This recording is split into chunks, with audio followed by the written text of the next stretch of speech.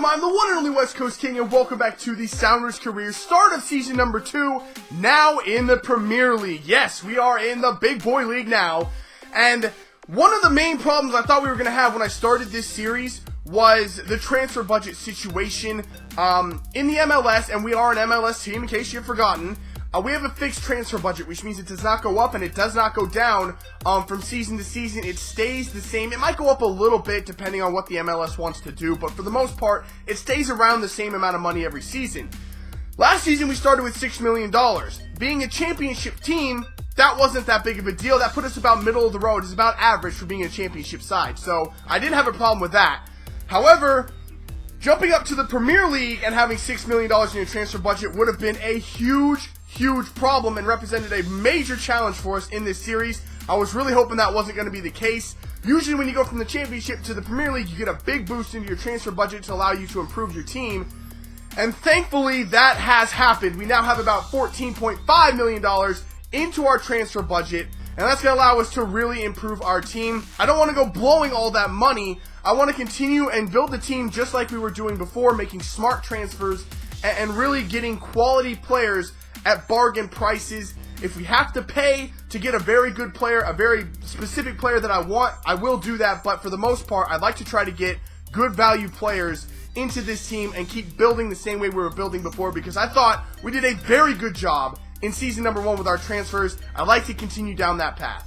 Also, speaking of transfer budget situations, I've taken a look at the players that you guys suggested last episode, and a lot of the players were very good suggestions. Some of the players are probably out of our price range.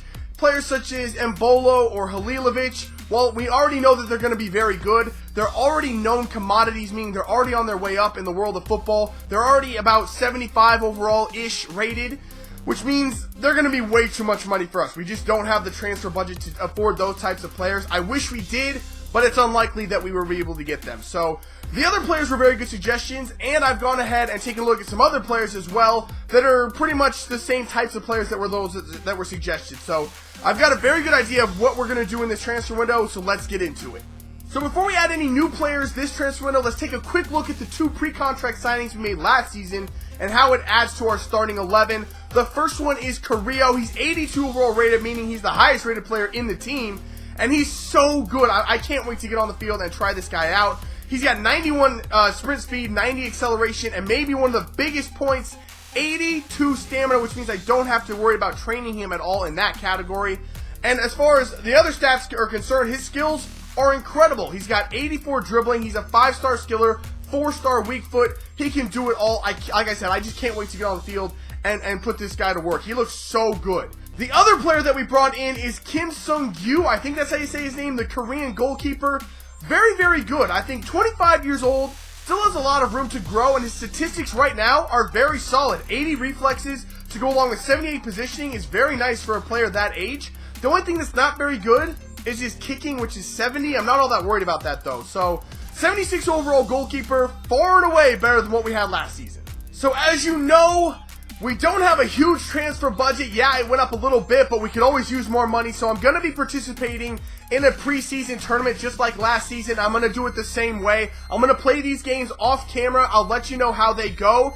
But unless we make it to the final, you probably won't be seeing any of these games. Alright, I lied. I'm actually going to show you the highlights from these games with just the most important part. So it's going to go real quick.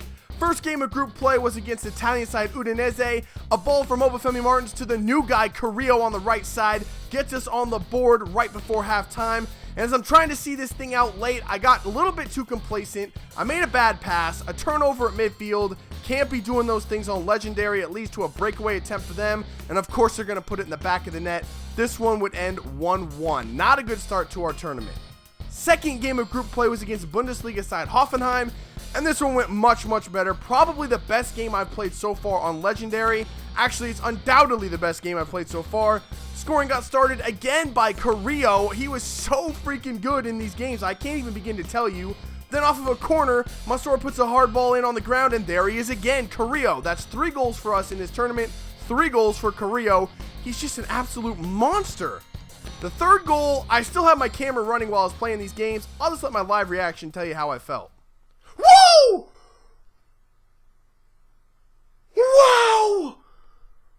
Yeah, that was a pretty nice goal. That would be Iheanacho blasting that in with a bicycle kick. He was so good as well. Those were probably the two standouts in this tournament, Iheanacho and Carrillo. This team's got a bright future ahead of it. We win this one 3-0. The last game of group play was against English side Bournemouth, and this one was a little bit trickier actually. We got some good wing play from Obafemi Martins. He pops the ball up into the box. Hachi Mastor of all people rises and puts it in the back of the net. That was actually the only goal scored in this one. We win it 1-0 to move on to the semifinals. And in the semifinals, we went up against Spanish side Espanyol, and this one was very difficult. 75th minute, Gutierrez has the ball in the box. He gets brought down. A bit of a soft call. He kind of just fell over, but we get the call nonetheless. Ivancic steps up and puts the ball in the back of the net to give us the 1-0 lead. Espanyol down to 10 men now. They made a mistake, give the ball away in a bad spot. Galloway picked the pass off, gets it to Ivancic. Ivancic up to Iheanacho, who had just come on into the game. He's got the fresh legs, breaks away from the defense, puts it in the back of the net. We go on to win this one 2-0, and that puts us into the finals, and that is the game you're going to be seeing. Alright, so now we can finally get into some actual player acquisitions that we're going to make in this transfer window. The first one's going to be Ryan Ledson. I wasn't sure about him. His stats look okay, kind of mediocre, but he's supposed to have pretty good potential. It's only going to cost us $1.6 million to bring in someone that's 69 overall rated and has room to grow. So we're actually going to go ahead and do this deal. Not a bad piece of business for us. The other one that's waiting to be accepted or rejected is the one for the goalkeeper, Drogovski. $4.5 million is what it's going to take to get him. I just don't know right now if that's what we want to be doing with our money. We have a goalkeeper. We have a decent backup. I think we're just going to wait on this one. If it expires, it expires. I just don't want to pull the trigger on this deal right now. And here's the one I've been waiting for. It took a lot of negotiating to get Martin Odegaard over to the Sounders. First, the Real Madrid didn't want to accept the money I was offering. I had to pay almost exactly what they wanted. They wanted 2.6. I gave them 2.3. It took a lot of negotiations, but we finally got the deal done. Martin Odegaard is coming over to the Sounders. Alright, we're going to go ahead now and play the final of this preseason tournament. We're facing off against Hertha Berlin, a fairly decent Bundesliga side, kind of a middle-of-the-table team, somewhere where I hope that we will be in England this season is middle of the table, so should be a pretty good matchup. Let's get in and play this one.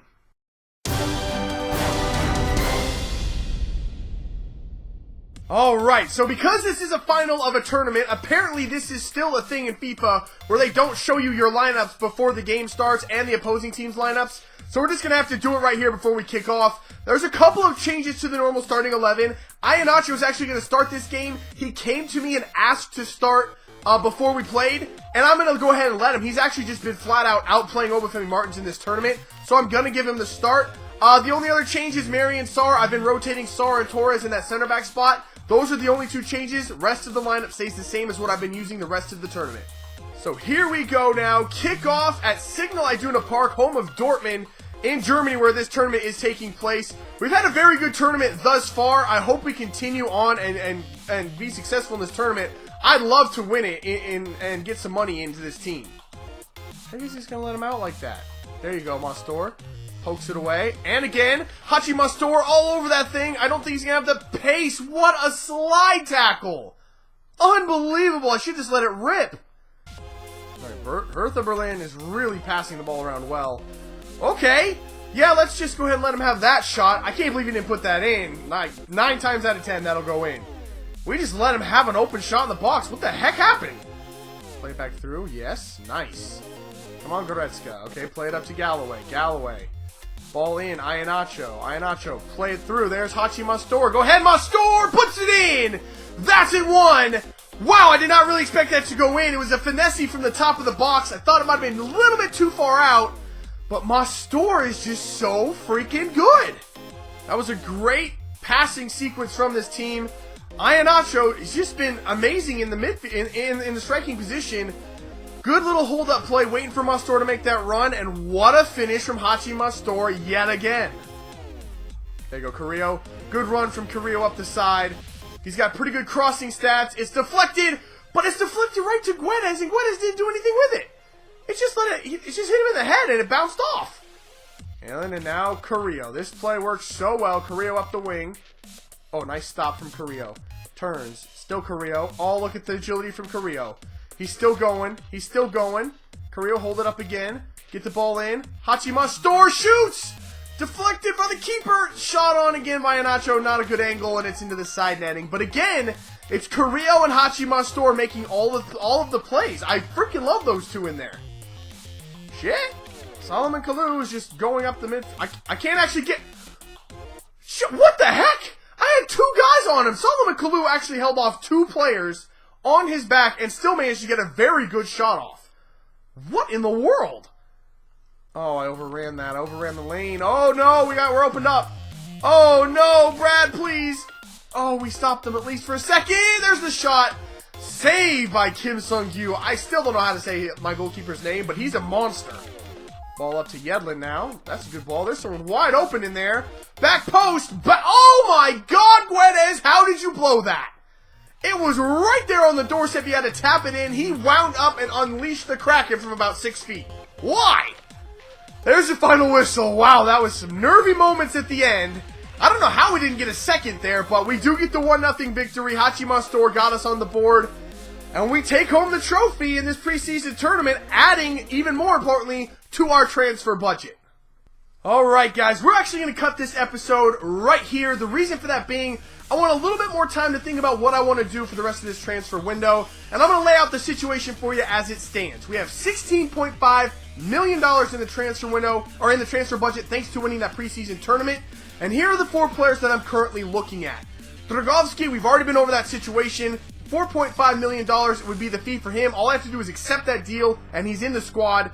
The only thing is, we already have a goalkeeper, so I'm not sure I want to spend that much money on another goalkeeper, even though Drogovski will be better than the keeper that we brought in eventually. The other 2 positions I wanted to strengthen were center back and striker, and I've lined up a couple of options there as well. Denayer is the one center back I've really been keying on. It would cost us $7.5 million. That fee has already been agreed to by Man City. I just have to offer him a contract if I want to bring him in and settle on a deal with him. So that's a very good option. He has very good potential and would give us another good option at center back. The strikers I've been looking at, one of them is Bertrand Traore from Chelsea. They look like they want to sell him. I've offered 10.5, but I think it's going to cost us closer to 12 million if we want to bring him in. I already have Oba, and Iheanacho has been very impressive in the preseason. I don't know if I want to bring in a striker of Traore's quality for that much money right now. I'm thinking the play here would be more likely to bring in Denayer and then another striker along the lines of Bailey from Genk. It would cost us no more than 2 million to get Bailey. He can play striker and on both wings, so he's very versatile, can play anywhere, can kind of fill in where I need him to until he grows to the point where he can actually be a full contributing part of the squad. So those are my thoughts. Let me know what yours are in the comments below. Any input you guys give me would be welcome. I'm kind of stuck right here, not exactly sure what I want to do. But that is going to do it for this episode. If you had as much fun as I did, make sure to let me know, leave a like below. Subscribe if you're new. I will see you when we come back with some more Sounders Career. See ya.